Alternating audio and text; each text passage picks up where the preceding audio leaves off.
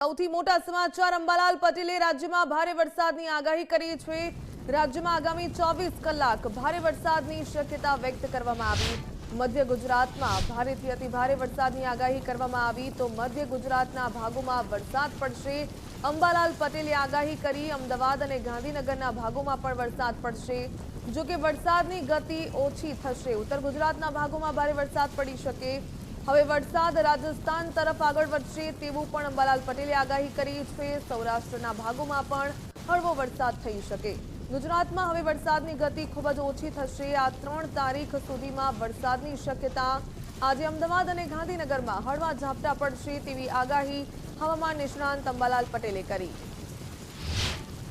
હવે સિસ્ટમ રાજસ્થાનના ભાગો તરફ જવાની શક્યતા રહેતા ઉત્તર ગુજરાતના ભાગોમાં વરસાદ થવાની શક્યતા રહેશે। પાટણ સમી હારીના ભાગમાં વરસાદ થવાની શક્યતા છે। કોઈ ભાગમાં ભારે વરસાદ થવાની શક્યતા છે। આ ઉપરાંત મહેસાણાના ભીલ ભાગમાં વરસાદ થવાની શક્યતા છે। કોઈ ભાગમાં ભારે વરસાદ થવાની શક્યતા છે। સાબરકાંઠા અરવલ્લીના ભાગમાં વરસાદ થવાની શક્યતા છે। કોઈ ભાગમાં ભારે વરસાદ થવાની શક્યતા છે। કોઈ ભાગમાં હળવાથી માંડીને લગભગ 5 ઇંચ કે તેથી પણ વધુ વરસાદ થઈ શકે। આ ઉપરાંત કચ્છના ભાગોમાં પણ હળવો ભારે વરસાદ થવાની શક્યતા છે। ઉત્તર સૌરાષ્ટ્રના કેટલાક ભાગમાં ભારે તો કોઈ ભાગમાં વધુ ભારે વરસાદ થવાની શક્યતા છે। ખાસ કરીને રાજકોટના ભાગોમાં ભારે વરસાદ કોઈ ભાગમાં અતિ ભારે વરસાદ થવાની શક્યતા રહે। તો વરસાદની ગતિ ધીમી પડી શકે છે અંબાલાલ પટેલે આગાહી કરી છે। જો કે આજે અનેક ભાગોમાં ભારે વરસાદની શક્યતા પણ વ્યક્ત કરી છે। ઉત્તર ગુજરાતના ભાગોમાં ભારે વરસાદ થઈ શકે। મધ્ય ગુજરાતમાં પણ ભારે વરસાદની આગાહી કરવામાં આવી છે। સૌરાષ્ટ્રના ભાગોમાં પણ હળવો વરસાદ થઈ શકે। જો કે ગુજરાતમાં હવે વરસાદની ગતિ ઓછી થશે।